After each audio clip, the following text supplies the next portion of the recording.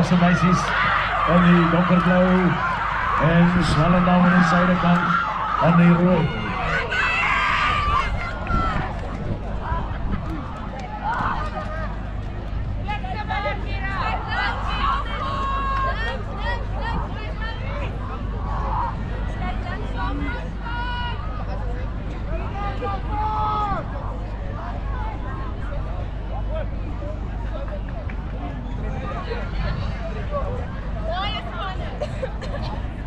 En die name van die deelnemers in die span, die dametjies wat gaan trek van Melkbosstrand, op nummer 1 is dit Caitlin Cooper, op nummer 2 Carly de Ridder, op nummer 3 Lise Erasmus, dan op nummer 4 Kiera Katcheloffer, op nummer 5 Samantha Pieterse, op nummer 6 Zoe Reder, op nummer 7 Jordan van Wyk, en die anker op nummer 8, Erin Fisagi.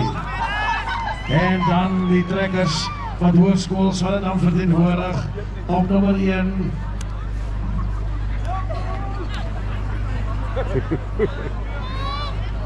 Emery Herbert op nummer 1. Dan op nummer 2, Johan de Graaf. Op nummer 3 is het Lizelle Burger. Op nummer 4, Inge van Wyk. Dan op nummer 5 het ons vir Marie Rousseau. Op nummer 6, Johan Bester. Op nummer 7, Minnie van Zyl. En die anker op nummer 8, Marie van Zyl.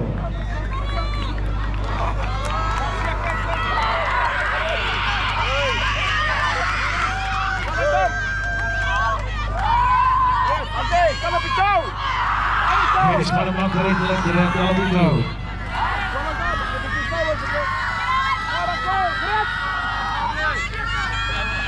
En die scheidsrechter meneer Willa Barts gaan vir ons hierdie kompetisie waarneem.